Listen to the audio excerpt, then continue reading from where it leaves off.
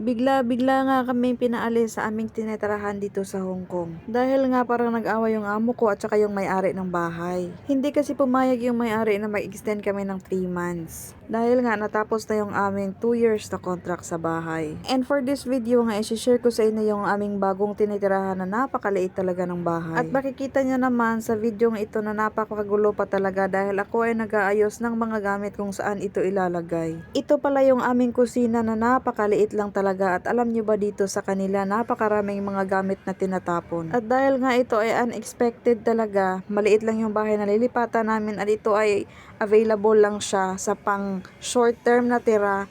Kaya yung mga gamit na hindi ka na kailangan or kahit na yung mga kailanganin pa, wala talagang choice.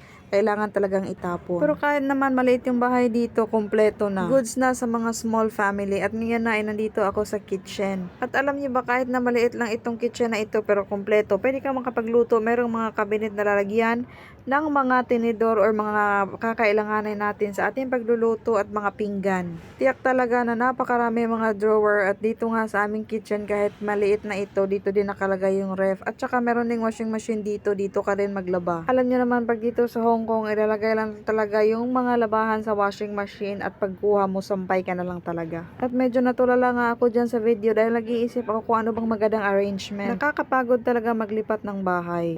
Kasi marami kayong gamit na dadalhin at marami kayong gamit na ipag-arrange. At dahil nga ito ay biglaan, napakarami ko ding mga gamit na tinapon. So ngayon ay ipapakita ko sa inyo yung room naman ng aking mga amo.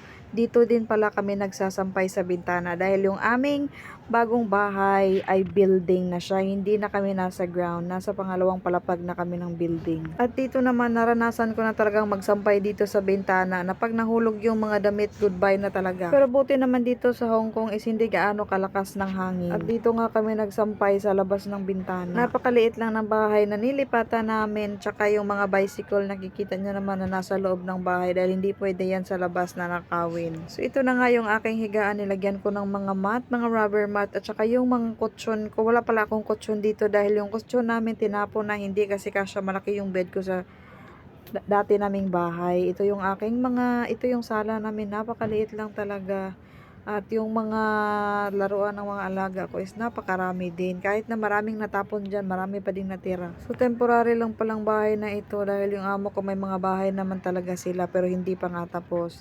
So ito na nga at nagluluto ako ng aking tanghalian dahil gutom na gutom ako sa paglilinis. Nagluto pala ako dito ng ginisang ampalaya na merong itlog. At sa dami ko na ngang ina-arrange, parang nanghina ako bigla at gutom na gutom ako. Kaya ito ay nagluto ako ng kanin at nagluto ako ng ampalaya. Yung mga amo ko pala dito is lumabas kasama yung alaga ko para makapaglaro sa playground. At tiyak naman na makapaglinis talaga ako ng maayos at makapag-arrange ng mga bagay-bagay dahil yung alaga ko is wala nga dito naglalaro nga sila. At yung mga gamit pala ng amo ko is siya din pala yung nag-aayos doon sa kanilang kwarto. At sa paghahakot naman is yung amo ko lang ang naghahakot kasama yung pinsan niya at yung amo kong babae at lalaki.